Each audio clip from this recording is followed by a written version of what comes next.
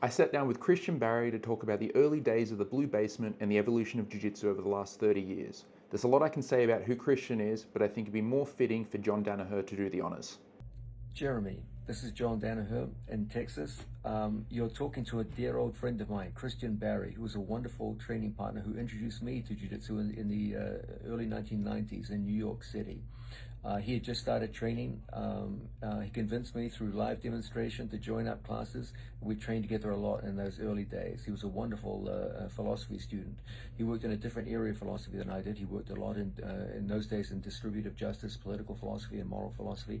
I believe he still continues in that general area today. He's been highly successful. He's not only a wonderful philosophy teacher, but also a great jiu-jitsu teacher. And he was one of the one of the most important early people in New York City, training out of the Renzo Gracie Academy. I'm very happy that you're talking to him today. He's a fascinating person, highly intelligent, and was there from the early days in New York City studying with Renzo. I look forward to seeing the conversation. Say a big hello to Christian. I miss him greatly. Many people in Jiu-Jitsu know of you, but don't necessarily know you. So straight out of the gate, how did you introduce John Danaher to Jiu-Jitsu? So I was a graduate student in philosophy at Columbia University at the time, and so was John. So we'd been students together for a few years. And I knew that John worked part-time as a bouncer. He was a very large, imposing figure, very soft-spoken, very serious, but he also would sort of quietly and politely sometimes tell me about his experiences as a bouncer, which were kind of eye-opening and sort of terrifying for me at the time. And I'd never really done martial arts at all. I've been kind of interested, but there wasn't anything about traditional martial arts that really drew me in. I'd always been kind of interested in wrestling, but I didn't have wrestling at my school as I was a kid growing up. But I'd always sort of thought it was something I might do. And then, like many other people of my generation, I saw the first UFC and saw Royce doing jiu-jitsu, and I remember just seeing it and being like, that's the sort of thing I feel like I could do. But I just sort of filed it away. It wasn't something that I thought realistically was going to happen for me. It also wasn't around, and this is like 1995. And then I was like back in New York, and I just started getting more interested in finding out about it. And then I discovered that there was somebody who was teaching jiu-jitsu. Only one, I think, at the time. Maybe there were two, but one at the time was a guy named Craig Kukuk, who had been one of the original Dirty Dozen black belts, American black belts, I think under Orion or Royce. And he was had partnered with Renzo, and they'd created like a video. So one of the early instructional things is a video that he and Renzo did.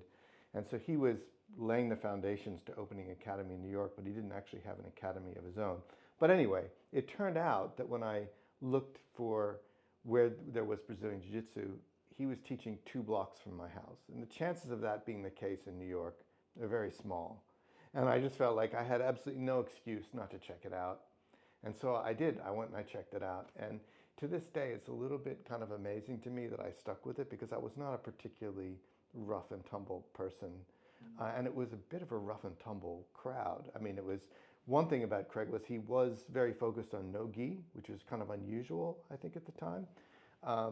But there were, I think Matt Serra was a blue belt at the time, and his brother, and they were just kind of like gods to me. They were just, I was watching them train was just kind of amazing.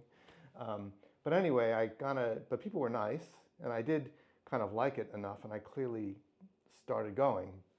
And so I've been going for a couple of months, and then I ran into John, and I was just like, John, have you heard about jiu-jitsu? And he's like, yeah, I have. I've seen these five.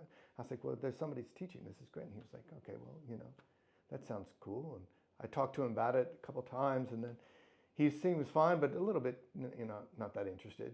He was a man who had found his own way of using his body effectively in fighting, and probably was, might have been a bit skeptical.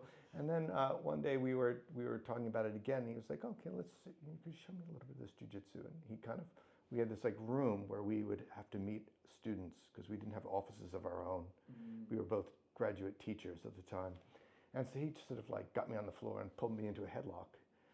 And I didn't know that much jiu-jitsu. I'd probably been training for about 3 months, and I was probably weighed about 70 kilos. He weighed considerably more than that. And if you account the percentage, I still probably was carrying a higher fat body percentage than he was, and he was he was a bit of a monster. But like one of the things I kind of did know how to do was like a headlock escape, because there was a lot of focus, I think, in those early classes on self-defense and jiu-jitsu for real sort of street fighting kind of situations. So I did kind of know how to do a bit of a headlock escape, and I kind of just started to slink around and eventually kind of found my way to the headlock to his back, and I think he was kind of intrigued. But then for a while, there was another guy who was at Columbia who I knew was training, and we went to the Columbia gym, and there were no places to train, but there were like these mats, mats where people would do stretching, and Like yoga mats? yeah, they were like more spongier mats that would be in a gym, and I started bringing masking tape, like electrical tape, and I would tape the mats together, and then John and I would train. Basically, which mostly consisted at first of me just like trying to keep him off me, and I can't even imagine what other people were making of this spectacle at the time, but we did do a fair bit of that for a while, and then not long after that he came down to check out the gym, and everybody wanted to train with him because he was like a fascinating physical guy. He was like a serious like weightlifter, and he weighed a lot, quality, strong guy, and it would be a good test case for anybody to show whether or not their guard actually works if you can kind of keep someone like that at bay. So then it wasn't that long after he got into it, and then he became very serious and sort of obsessive in his training and thinking about it, and quickly zoomed past me and many other people.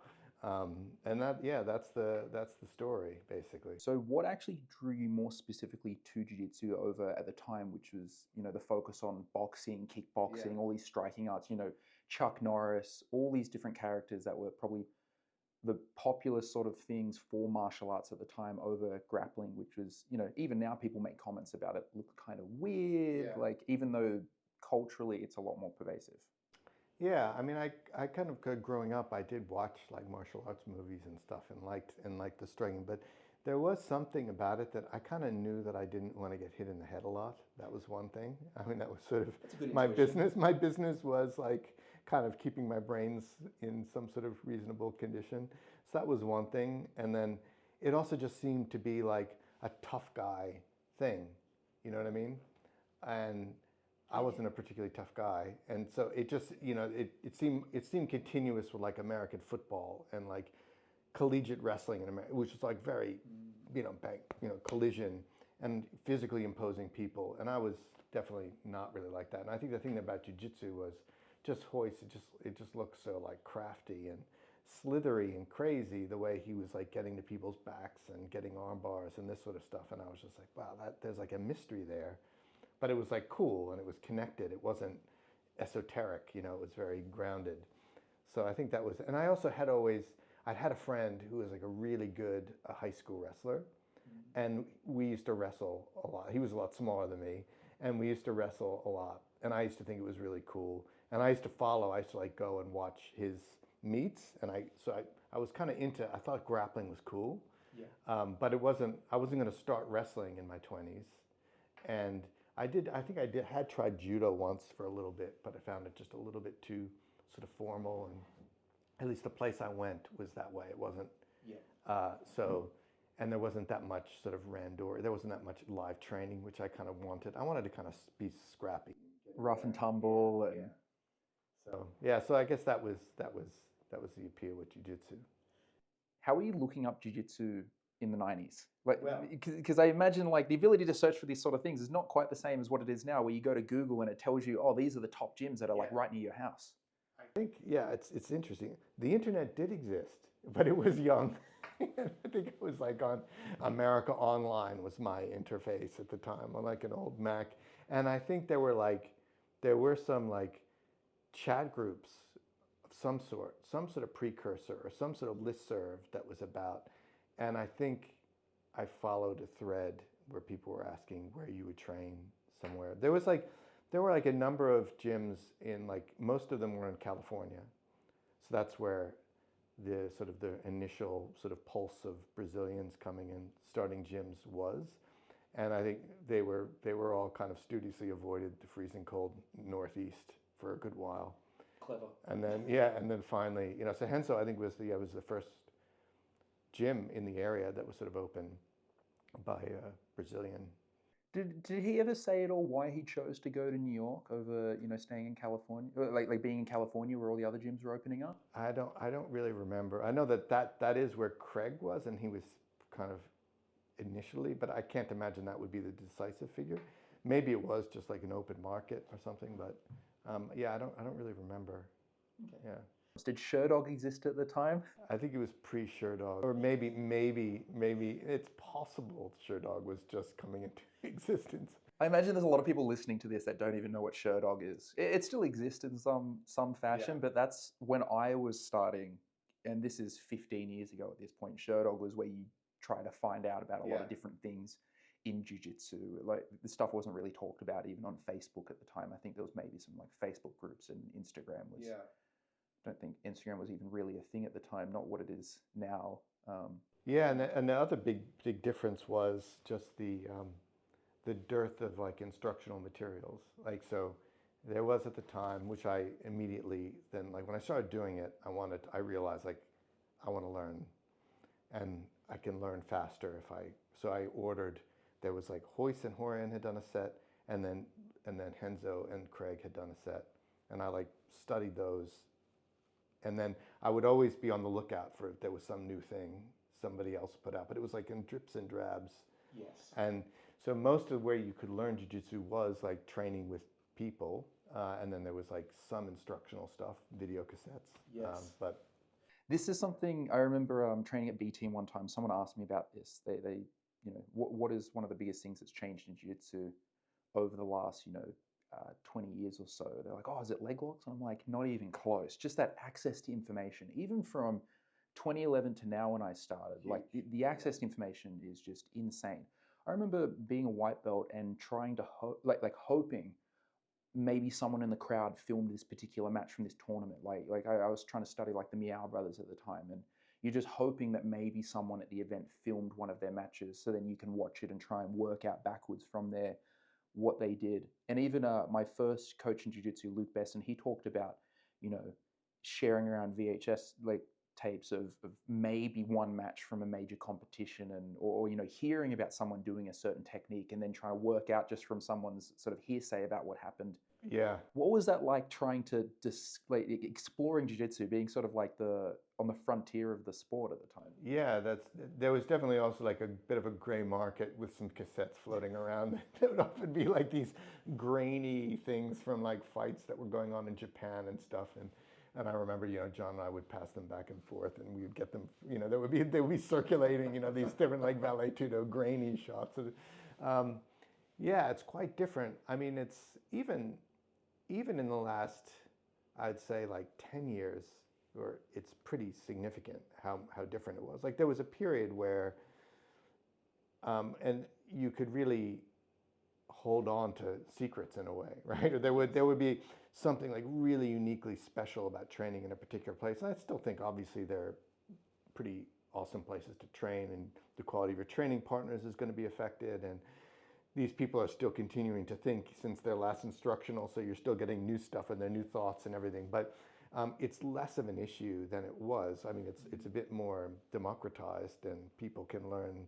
And so long as you're training and you have the right kind of mindset, you can go pretty far, even without being part of a big traditional gym or having and you see it, right? You see people coming, which you didn't see then so much, people coming from out of nowhere who end up being really good.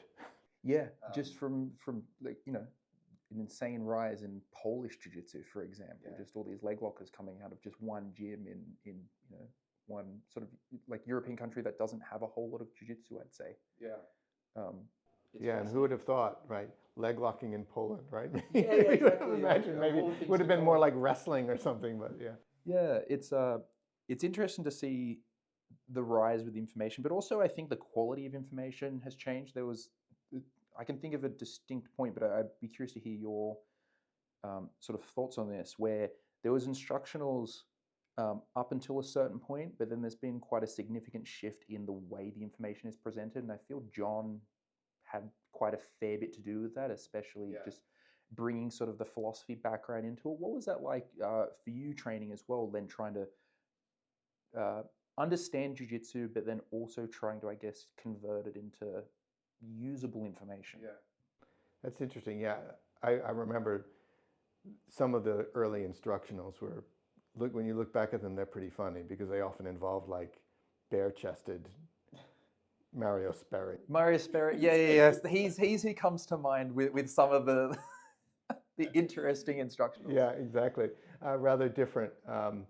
Yeah, so I think, so it was one of the interesting things was, although like I trained a lot with John, like I left New York in 2004, and I've visited there many times since, but like I haven't been based there since then. So I've been away. So I wasn't really there for the period in which he became kind of like the head instructor there and was doing his teaching. And so of course I got a sense of how he'd run class from when I would visit and stuff, but it wasn't quite the same as being sort of there. And so it's been mostly through the video instructionals, it's been kind of cool because I've gotten to reconnect with that, even here in Australia.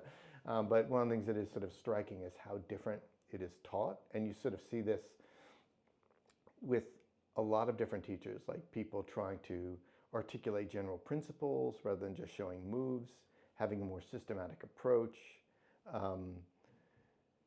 trying to explain what seemed to be a range of sort of complex and different phenomenon in simple ways, having something like a research program that's exploring systematically particular types of positions and ideas. And you sort of see lots of people that you could imagine, had they not been raised in this sort of jiu-jitsu, that they would not have been teaching this way, right? They would have been like, you put your hand here, and like, but now it's almost become a thing. Like people expect that if you're teaching jiu-jitsu, you have to be relatively like articulate about what you're doing, and you have to be, explaining exactly what the problem is and how you're trying to solve it and why certain other things don't really work. And I mean, that's a very different way of teaching jiu-jitsu than was present in the early bare-chested Vale Tudo, bare-chested in Speedos. Yes, like a very, very different time now. My experience, I remember sort of early on with receiving instruction is oftentimes getting shown some moves, you drill them a bit, you try and make them work. They don't really work, maybe because of just the way that they were taught. I think as well the way we understand how certain movements, techniques work has also evolved quite a lot. What was your actual first jiu-jitsu lesson like when you sort of turn up to training? Hey guys, I'm Christian. I want to try some jiu-jitsu. What was that experience like? Yeah, I it's a long time ago, Jeremy. So I can't remember what my first like classes were, but I remember there was definitely like some no-gi, and it was sort of taught in a traditional way. Couple of different moves, you drill them and then you train. I was a little bit like intimidated. I mean, I was not particularly physically imposing or tough, and a lot of the people who were kind of, I think, initially drawn to the sport, because it wasn't really a sport, were drawn to the mixed martial arts aspect, even though mixed martial arts was sort of a fringe sport. So like a lot of people would have been drawn to it because they thought they were going to get better at fighting. And there were definitely people there who were trying to get better at fighting. And I remember like an early session with somebody where they explained to me that they asked me why I was doing it, and I was like, I don't know, I just think it's kind of cool. I was like, why are you doing it? He's like, well, I'm doing it for street fighting. And I was like, oh, that's interesting. And he said, like, look, I just want to explain to you, I fight all the time and I always win, but I really want to be able to destroy people. And this is like in the middle of a session. I was like, okay, that's really cool.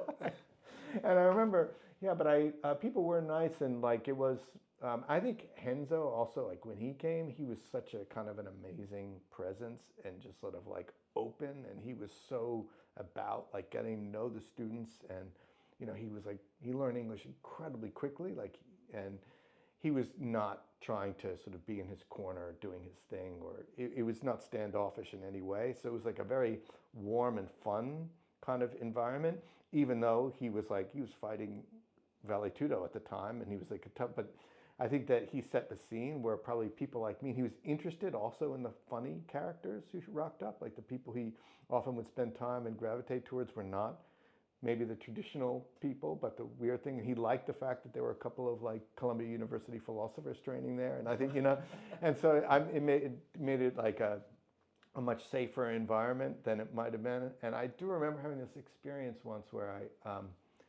there weren't like a ton of comps back then, and I remember going to compete once. I think I was a blue belt, and it was like my first match, and I saw the guy I was going up against, and he looked like had been some sort of wrestler. He had like the proper melted plastic gears.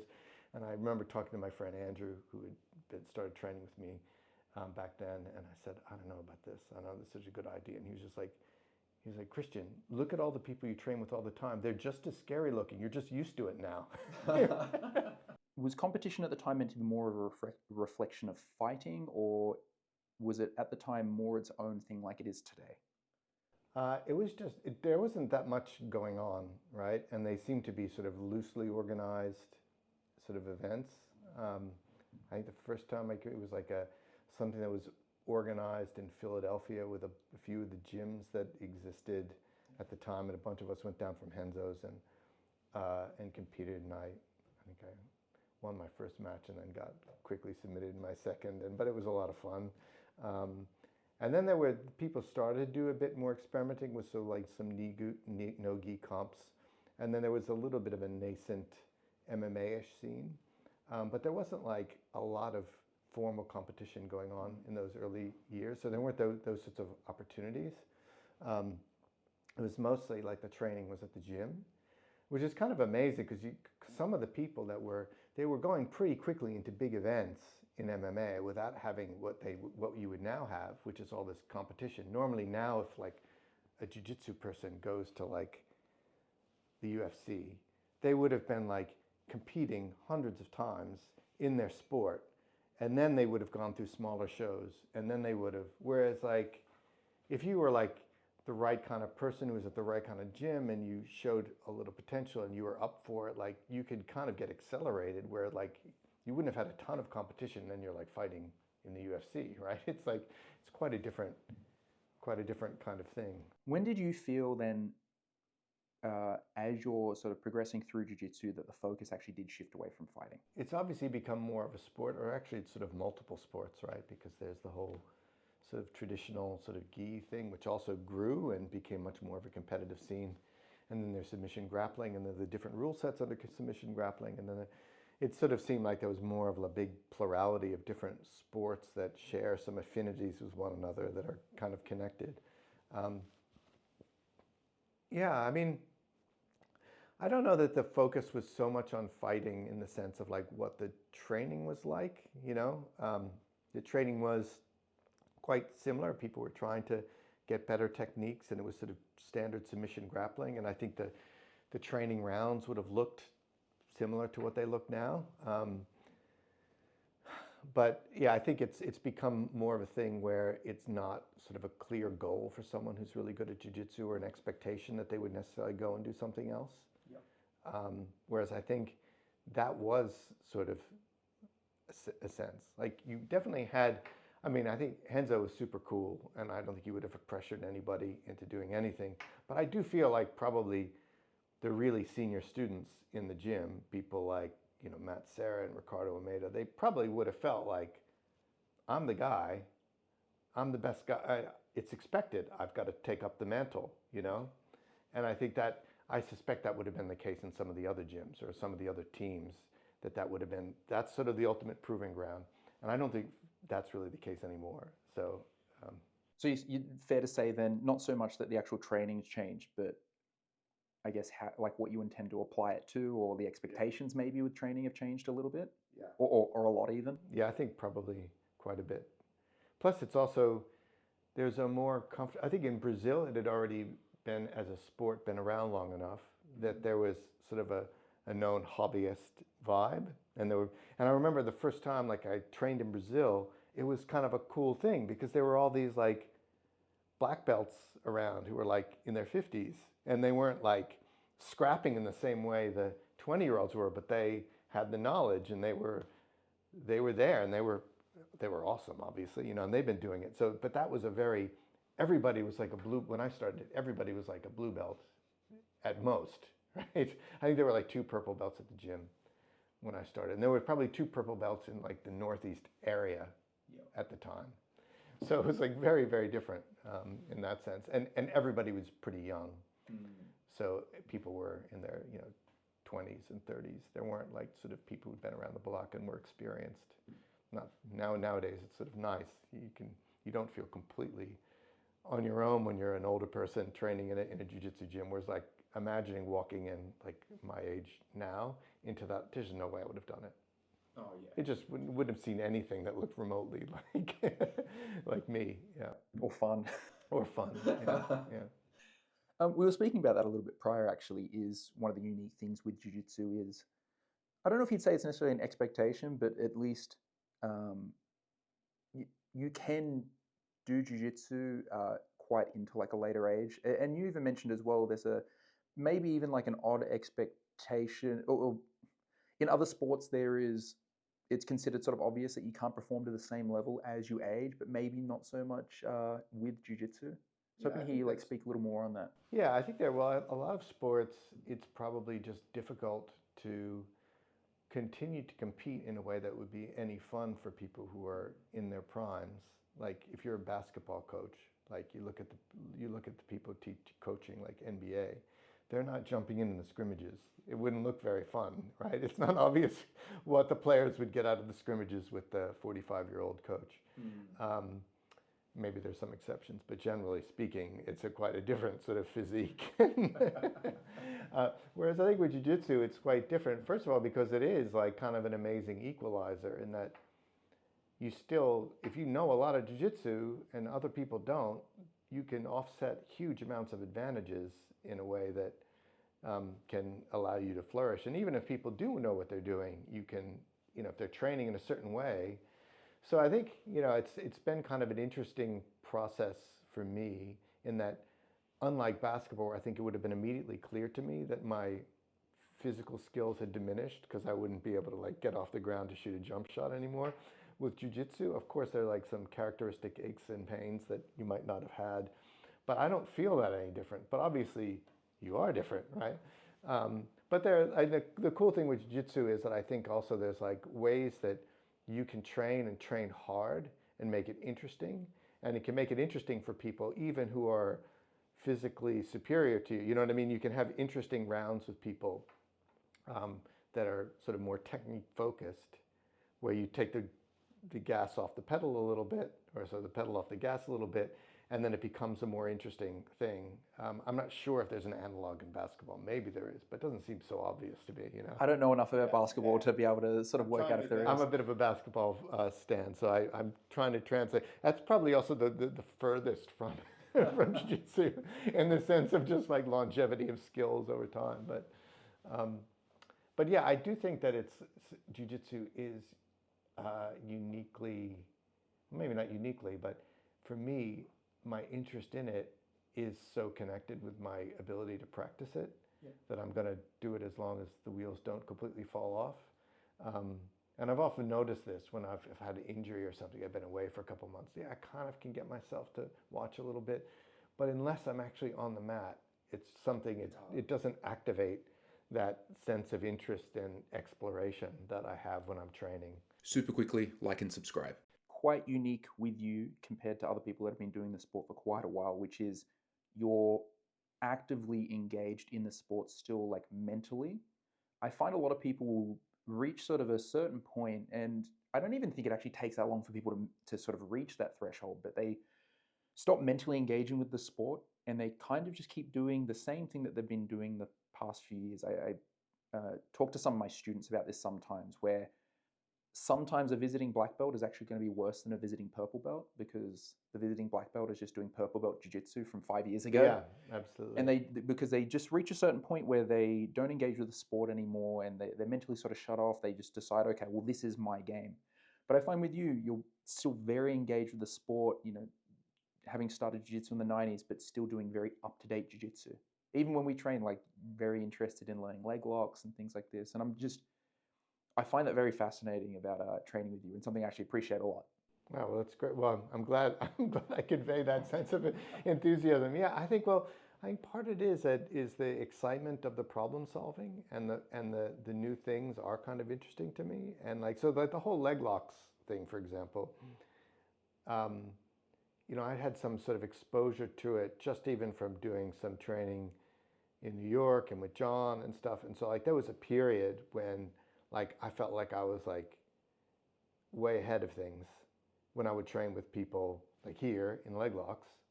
And then, then I discovered 2 years later, wait a second, now everybody's better than me. These same things. And that is amazing, right? It's kind of a fascinating sport in that it is sort of evolving, and there's all these new counters. And then it's also kind of fascinating in that things that kind of get left for dead and then come back and become interesting. New research programs like the ankle lock seem to have been consigned to the dustbin of jiu-jitsu history. And now it's sort of like the A-game leg lock. The A-game leg lock. And for me too. And I practically never heel hook anybody anymore. That used to be the thing that I used to look for. And I guess the other thing that keeps, if you're going to keep training, and you're a black belt and you're getting on, I mean, of course you could probably just like always pick your victims carefully and not really chun. But like for me to keep it interesting and keep a sense of myself, I want to keep evolving, because I'm not going to beat people by being faster and quicker. So I've got to use my mind. I've got to try to stay ahead of it, or at least on top of it, and find out what the new movements are. And it is just sort of like, that thrill of discovery of new things, and how your jiu-jitsu can change pretty significantly even when you've been doing it for a long time. And I find that now, or just like find new things that you get excited about. Like wrestling was never a big part of my early jiu-jitsu thing, right? And but now, I mean, I'm not amazing at it, but I love it. It's like, and I find it fascinating. Like, and it's something that I've spent a fair bit of time trying to do in the last few years, which is not usually the time that people are learning how to wrestle. I mean, granted, I'm like, doing it in a controlled way. Like I'm not like entering comps where like people 20 years younger than me are slamming doubles on me and stuff like that. But like, I love it. And it's a new set of problems and things to try to puzzle through. So, yeah. This is something where I don't understand how people can get bored with jiu-jitsu, because there are so many things to work on. Exactly as you're saying, at any point you can just decide, oh, instead of being a wrestler and playing a top game, I can just start working on my guard now, and vice versa. And the fact that the sport keeps evolving, it just feels like it's an endless amount of fun, and just always new skills to be working on. Yeah. And that you can experiment. You can have failed research programs too. That's also okay, right? I have many of them. I have many, many failed research programs. I remember there was a joke with a friend of mine with back in university, when it's like we buy a lot of books with the intention of reading them, and then they'd be on the bookshelf. And so the joke was, well, I don't need to read it anymore because now it's on my bookshelf. And I sort of definitely, sometimes you feel that with jiu-jitsu as well. And you get sort of excited and you think, well, I've got to do this. And then, but you develop a sense over time of what things are clicking with you and what aren't. And probably there are certain things that just take a bit more time and a bit more. But I think at this point, I definitely feel like I don't mind taking chances to try to explore some new thing, but I make up my mind pretty quickly if it's something that I feel like is in any way feasible for me to attain from where I currently am. And like the general thing is like, are these techniques, are these ways of engaging things where in your training, you're naturally just going to get a lot of reps in these positions because of where you end up. And there are some positions which are like that, so Yeah, top guard, top half guard, bottom half guard, you know, supine guard, passing, like every roll, there's going to be lots of sequences from there. And like there'll be also positions within those sort of positions that you can familiar get to because people can see them or whatever. And I find I gravitate towards those, trying to develop my game from positions that I know I'm in all the time already. And that partly depends on who you're training with and everything else. But I'm curious to hear how you feel coaching in jiu-jitsu has actually changed over the course. We've talked a lot about like the access to information, but I feel that's a little bit different to coaching in the way like classes are structured and things like this. Do you find that it's changed a whole lot? yeah, I think there's probably a fair bit of variability. I mean, you probably see a lot of gyms where it's taught the way it's pretty much always been taught, and then but there definitely seems to be a lot more experimentation generally. And it's probably, I think there was a certain kind of rigidity and conventional nature to the way in which classes ran that obviously there's going to be different ways of conveying information that are probably worthwhile that don't fit within that, right? Now, what is like the best way to really develop jiu-jitsu skills? I don't know that there's a clear answer to that. It may also depend, it may turn out, we just don't know yet, I think, right? So what we do know is that like there definitely seems to be something to the sort of games-based ecological method that people can develop proficiencies and abilities of moving, and there have been some people who've come out of gyms which emphasize that approach who have done exceptionally well. So obviously that's sort of a proof of concept, right? And in general, I do think it's probably incorporating into a class setting what a lot of the best training people have been doing quietly may have looked a bit more like anyway, like outside of a normal class setting. So to be honest, like when I came to Canberra, there weren't any gyms here really. And I found some other people who trained. We used to train at sort of a gym on the university campus, and then mostly we like had mat space in garages. And so we were training outside of like formal class settings for a long time. And when I actually think about what our training was like, I mean, sometimes we would just go and train, but a lot of it was kind of using some of those constraints, or like starting in particular positions or from particular areas and giving certain objectives to each other without thinking that we were doing anything new, but that's the way some of the training evolved. And that's probably a good sign, right? That it's sort of continuous with the kind of training by which people have always been sort of doing and getting better, and making the class less of a rigid structure and more of a continuous with that kind of training. This kind of training I find is the most fun, especially when it's just you and a couple of friends that you train with, and you're just getting together and you've got maybe a shared problem that you're working on, or like one buddy's got one problem they're trying to address, you're trying to address a different problem, and then it becomes like a collaborative effort, that sort of think tank approach to sort of solving problems, rather than we all go away separately and we're all sort of isolated from each other and then coming back to battle. I really like this, and this is one of the things that I find keeps me very engaged with the sport. Yeah, absolutely. And it's also the kind of the funnest, well, it's the funnest teaching, but it's also you're learning through teaching, right? Because it's what I'm not sure about is like, and this is also because it's so far is thinking about how would you actually want to ideally design a curriculum for the first couple of years of someone's jiu-jitsu? What would that look like? I do suspect that there's some of this constraints-based, games-based stuff early is probably really good and probably a lot better than, I mean, you learn these smattering of techniques, and then you're supposed to defend yourself against people who know jiu-jitsu. Like, it's kind of amazing that it worked at all. Yes. When I think about it. Because like you asked me before about like what were your first, I was just like, I'm trying to think. I probably learned how to like mount from side control and go knee on belly. And then I spent 15 minutes underneath somebody who knew jiu-jitsu, like fucking me up, right? I think I spent the first year of jiu-jitsu hoping that I could catch someone in half guard for about half a second before they passed. And if I managed to put them in half guard for, a couple of moments before I got completely obliterated, that was my moral victory for the day. Yeah, exactly. Yeah.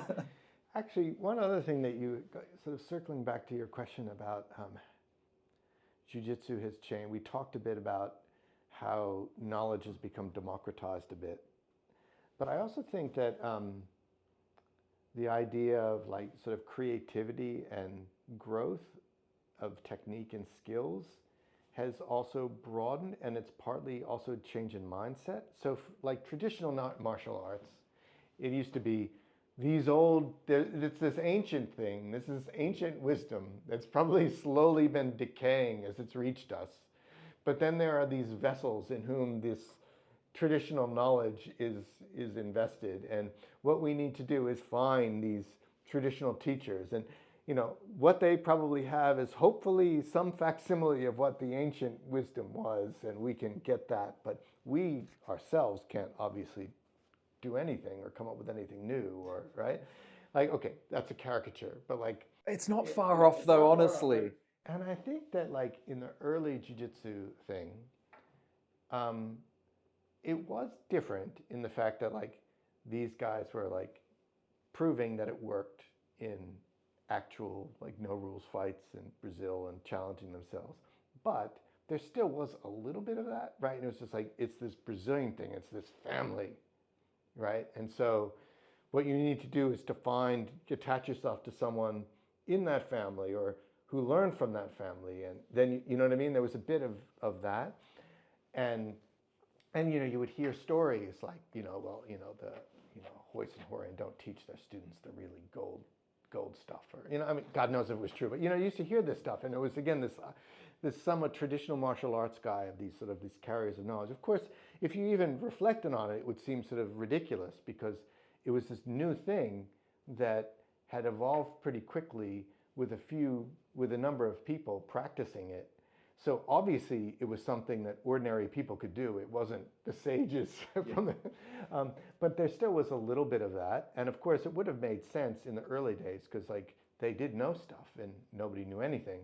But I mean, one of the things that was like really, I think, striking and distinctive about Renzo was he didn't have that attitude at all. Like he was like interested in new stuff that his students were coming up with or trying out. He really fostered that environment of like exploration and experimentation. And I don't think it's any accident that you see some of those first generation students like John and Sean Williams and people like that. They came up, and that stuff, some of the stuff that they're known for, like they were developing when they were in their early belts, with encouragement from Renzo. Or like no, but it was all invented by Elio. Yeah, exactly. But you know what I mean? Like yeah. so and now of course it's sort of of course we almost expect that it's going to be some weird kid from I don't know Adelaide or something that comes up with some new way to enter the legs that nobody's ever come up with, and then is going to blow through the competition scene until people figure it out and come up with counters to it. Like that's sort of a known thing now that you have this rapid development and innovation from all over the place, and that's kind of exciting. But I think it wasn't really the sense of what it was then. It was like, and I definitely feel like I had. I remember John did have that confidence early of just like coming up with stuff, and he would use it in training, and it would work, and he got names for it, and I remember just being like, John, shoot, are we supposed to be doing this? Like, it's just like, isn't this something that, or there was this sense of, well, you have to ask if this works. And they're like, no, if it works, it works, right? So that's kind of interesting and different. I think now people kind of expect it, but before it was a little bit more hierarchical, a bit more of a sense of the ancient secrets that, you might be told if you're lucky and you're next to the right person. I think that still exists to a large degree, but I think it's more polarized now, where you have people that lean very hard into we're learning it from the source, there's nothing new under the sun, all this sort of attitude, and then the other side is constantly trying to innovate and be creative and, you know, express like new ideas. Yeah, I don't know if necessarily, the idea of, oh, we need to get permission if we work on this has really gone away versus it's maybe gone stronger in that direction. Yeah, and then countered by sort of like the polar opposite. But I always find that a very funny idea is the sort of romanticization of ancient wisdom, and the idea that somehow ancient wisdom is more valuable than modern wisdom, as if there's sort of no innovations to be made at all. You see this all the time when, you know, something comes along and people go. I had this a lot actually when heel hooks were getting quite popular. If we're talking about, like, say, roughly the 2015 era, you know, brown belts that I train with just saying, oh, they're not doing anything different. Like, it's all the same heel hooks I've seen before, and I'm like, or you know, especially when it came to something, say, John Danaher taught, you know, it'll be something very fundamental about, you know, just something very basic about, say, mount, for example, and just talking about sort of the fundamental ideas of the position. And I say, oh, well, everyone knows that. And it's like, okay, well, everyone knows it, but you've never said it explicitly. Yeah. Like, maybe intuitively a lot of people know these things, but the expression of the idea is new. And I think this is sometimes what happens a lot too, which is, even if something isn't necessarily a new idea, it's a new way of expressing that idea. Yeah, yeah, and that can be itself an innovation, right? Absolutely. Yeah, if you can express it in a way that people latch onto it and get the sense of it, then and develop it in new ways. That's like, yeah, it is a couple of things. Like, it's funny that in general, we are used to the idea of thinking about progress and that things will get better over time. But there are like periods of human history where, you know, most of the scholarship basically did think that humanity had been in decline. And like, there were these great ancient civilizations, and we were just trying to pick up the pieces and trying to, this idea of constant. So I think, and some of that sort of hankers back to that. And you can sort of see if you were, you know, discovering, like, you know, Aristotle and Plato and Greek civilization, you could think, oh wow, this is kind of amazing thing. And yeah, what kind of state are we in? Or maybe probably with traditional martial arts there was some of that too. But yeah, I think it's funny to see. I guess at the moment it's settled into a thing where people claims to novelty are taken with a bit of a grain of salt, and people don't get too hung up on them. You know, some people are smart enough to put their name on a position or a name on a move, and then it. I don't have the vanity for that. Yeah, I can't bring myself to to come up with the Skinner split or whatever. There's a number of techniques that I've either like popularized or come up with myself that I'm quite proud of personally. And then someone says, "Oh, you should name it the Skinner," and I'm like, I can't bring myself to do that. Yeah, no, somebody else has to do it. I mean, the other thing is also that as things get bigger and you have more entrants, you would expect that the form that knowledge creation and development takes is more spread out and community oriented rather than having a few great people. Like, you know, like early on, it, you know, may have been that most of the development in jiu-jitsu came from 3 or 4 people, and maybe even when I started, like, you know, you got people like Marcelo and a few other people where you could really say, look, so much of this innovation came from these people, but then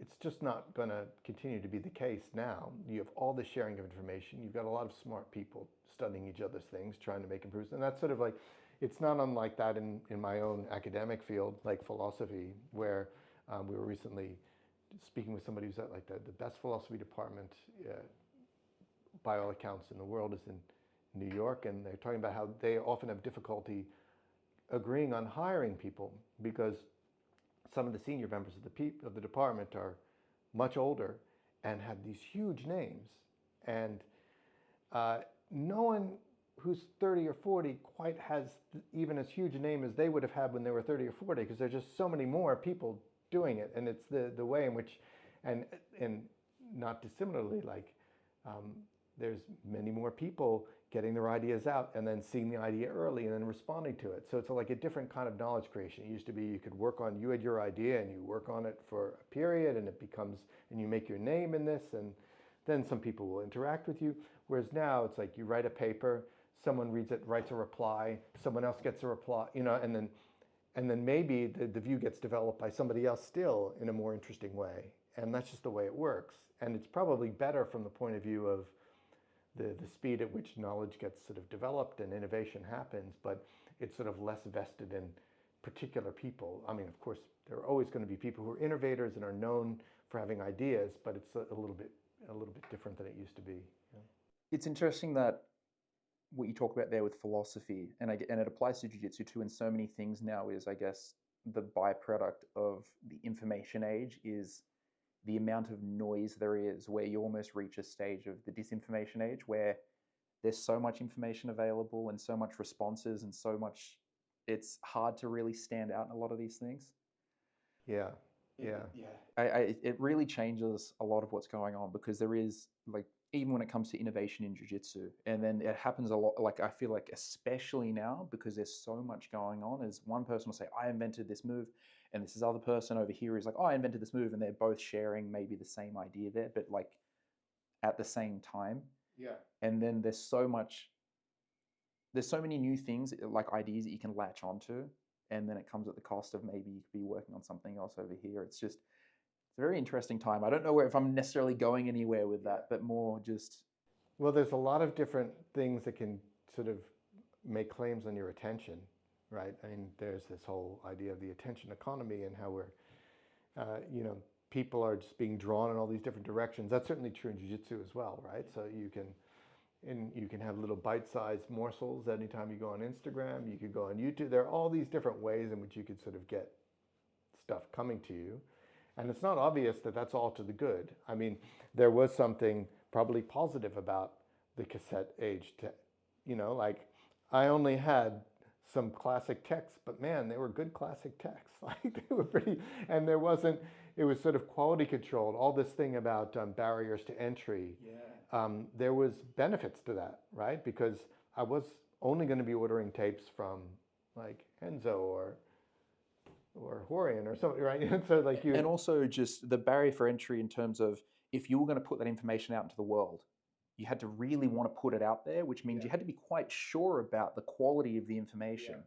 Versus now it's just, you can sort of rapid fire on ideas and just throw it out there. And that could also be, I can imagine being, I mean, I guess people in the one nice thing about jiu-jitsu is like you can learn pretty quickly if stuff is bullshit just because it doesn't work.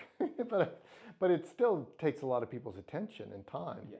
So if you're just going through constantly being bombarded and trying out this stuff, it's not, it's interesting. I mean, it's sort of simultaneously that's gone on, but there's also been the growth of sort of the multi-part, more detailed instructional along side by side. I wonder how much people are learning, how many people are carefully studying the longer stuff, and how many people are just sort of caught in the maelstrom of information. But going off of people I have spoken to who have got vast BJJ Fanatics instructional collections, a lot of them very like self-professed that they've maybe watched like 1% of the 20 instructionals that they've bought. And it's more about having the book on the bookshelf. Yeah, I like to say, look, I've skimmed them all. I've skimmed them all. And some of them I saw immediately repaid more close attention. But it's not even there. I admit there are things sitting in my BJJ Fanatics library that I've probably not cracked open yet, but they are on the bookshelf. You've been doing jiu-jitsu a very long time. You've been doing philosophy even longer. Do you find for you yourself there's any crossover between the two? Even just in terms of maybe skills that you've learned as an academic even, and applying it to jiu-jitsu, or even philosophy more specifically? And so one thing is, I mean, you don't need to be a trained academic to do it, but like one thing, just realizing that, starting to figure out that part of the name of the game is finding out what are the reliable sources, what are the things that are worth trying to invest your time in, and what things aren't, and just trying to make those decisions carefully is one sort of thing. I guess, I mean, I do think that, we talked a little bit earlier about the change in the teaching of jiu-jitsu and sort of John's approach. I think that sort of systematic breaking down and articulation of sort of general principles explaining sort of more complex phenomenon is definitely a fruits of a sort of a more philosophical mindset, I suppose. But I think, I'm not sure that being a trained analytic philosopher has helped me particularly in jiu-jitsu.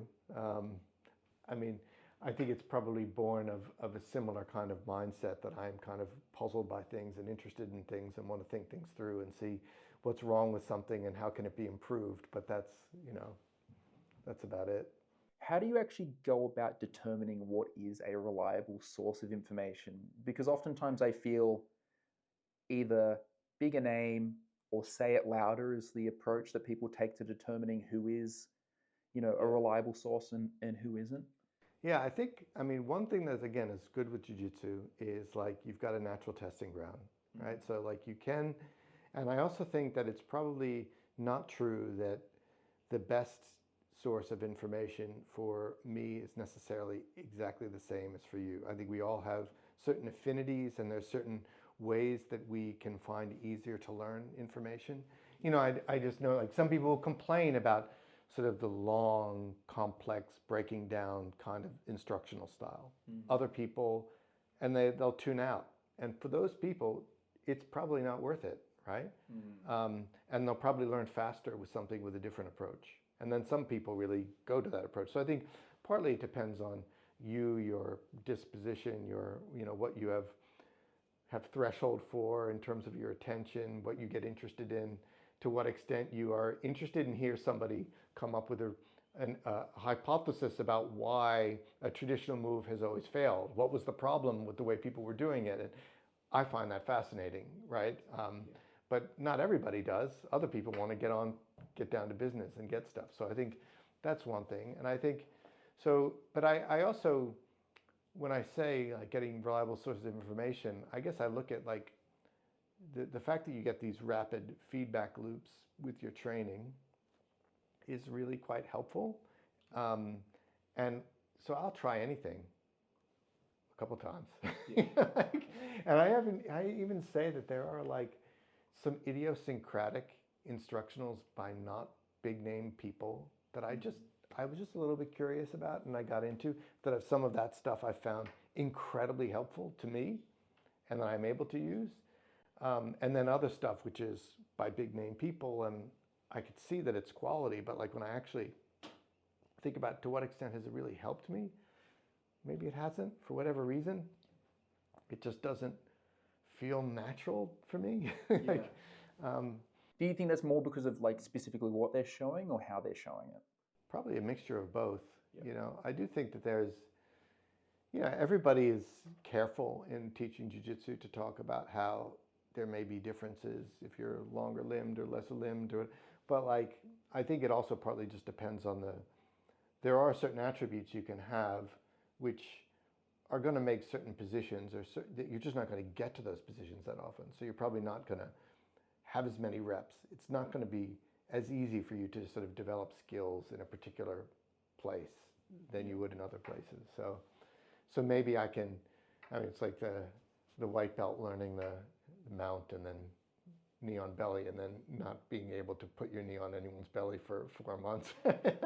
I think there's like a lesser version of that, and I think, partly we kind of, we learn ourselves, and I mean, there are a lot of things I try to get better at that I just don't seem to be able to get very much better at. And there are other things that I've always been able to get better at quickly, and I don't really understand why. I mean, it's a bit frustrating. This is going back to then what you're saying before as well on sort of the sports science, what's the best way to train, all these sorts of things. There's just so much to it that is not well understood, and you're kind of just throwing stuff at the wall until things stick. Yeah. Like even that, there's certain topics where I've had to experiment with it, complete failure. A year later, come back to it again, complete failure. Come back to it again, complete failure. And maybe on like the 8th go over the course of 10 years, it's like, oh, some progress. Yeah, it's interesting. Yeah, or things that you discarded, you just thought, I'm never going to get here. There's no reason for me to invest any time in this. Recently, K-guard, and I'd gone to like seminars on K-guard, and I tried to do it. I was never able to get even into the position. I always felt like I was getting smashed. I tried all the counters to getting smashed. Nothing was working. And then like 2 months ago, I started finding myself getting there. I'm like, oh shit, I got to figure out how to get okay at this position. I'd just written that off. And then I'm like picking your brain about it now. So. Yeah, it is one of those odd things where it's so hard to work out sometimes if you were to put like jujitsu skills into like a dependency map, what skills you kind of need first to make something work, which is why I do feel like oftentimes you are just kind of having to throw stuff out there a little bit until you find it sticks and having to come back to it. Is there a particular instructional that stands out to you as maybe being the most influential one that you've sort of come across? Yeah, well, definitely, like, some of the early stuff of John's, like the enter the system stuff, the leg locking, that was like a big thing. Um, I've been like a huge fan of like, Lachlan Giles' stuff for a long time. I think he's a fantastic teacher. I've learned a ton from his stuff. Some of the older, more idiosyncratic instruction I've learned. Leo Vera is like a big favorite of mine. Lucas Leite, some of these sort of more old school guys. But yeah, I mean, bits here and bits there. I mean, there are some that I sort of feel that I kind of will go back to again and again, or then I kind of realize like, oh shit, I've been struggling in this position. I forgot. I have all this stuff on my bookshelf. I have to go back. Yeah, that's not a very good answer. No, that's a great answer. Yeah. I'll leave you. We'll finish off with one final question. What are you working on currently? What's getting you excited about jiu-jitsu right now? Cool. Well, I guess one of the things I'm trying to come up with better ways to say really sticky in my upper body connections for my guard as a way to sort of set up different guards. I think this is something that I used to really like going in for the legs, and especially in guard, and I just find that people are hiding their legs and coming forward, more upper body stuff. So just finding ways. And I also find, again, like my style of training is I like to kind of be able to lay back and feel things out a little bit when I'm training with people now, because I want to sort of measure their pace, measure like how hard they're coming and stuff like that. And that requires me to kind of sit back a little bit and stay safe and just try to feel things out. And so I find that like the best way to do that is by finding ways to be kind of having interesting grips and sticky hand fighting stuff from a guard. And that has been kind of a fun thing for me to play around with. So yeah, I can go more specific, but I don't mind more specific. Yeah. But and the other thing that is sort of an abiding thing. So everyone has been sort of talking about the death of side control, and that's always been my favorite position. And I still love it. It's still like an incredibly effective position for me. And so trying to systematize my ideas about that and like what I think is sort of really important about the position and how it can work. That's been another kind of bit of a research program. And then the other final thing, I guess, has been a bit abiding interest is, some of the jiu-jitsu that I admire the most is not a jiu-jitsu that I'm very good at myself. Like I have to say, like there's something so cool about people who are just like amazing at getting to the back, and then once they're on the back, they're just sticking to the back, and then they're getting the rear naked strike. Like that to me is sort of like, in some ways, like the highest form of jiu-jitsu, but it also happens to be the form of jiu-jitsu I'm probably worst at. And so like I've not for want of trying and not for want of like buying instructionals or watching YouTube, right? So I guess one of the things that I've been spending a lot of time on is, if you're not amazing at that sort of traditional kind of back control, particularly like with your lower body controls, how can you compensate by having really good upper body controls from the back to get to crucifix and to get into arm bars and those sorts of sort of secondary type attacks, and finding ways that people can't just blast out or do turning escapes into you and stuff like that. So that's been kind of an abiding research interest of mine for a while. Yeah. I love it. Awesome. Thank you so much, Christian. Great pleasure talking to you and learning from you as usual. Yeah. I really enjoyed this. I guess just to finish off with a final little thing is this was a conversation I wanted to have with you for quite a while, because long before coming to Canberra, a friend of mine, Lachlan, had mentioned you, and I'd actually tried to find interviews with you talking about jiu-jitsu, and I didn't find anything. So this was fantastic for me. Great. Well, it's something I do all the time with my friends and with you, but I haven't done very much outside of that. So it's kind of a fun opportunity for me too. Thank you for watching. If you want access to over 1,000 more videos, as well as community chat where you can ask questions, get feedback, and also it's the only place where I actually take video requests, check out the link below.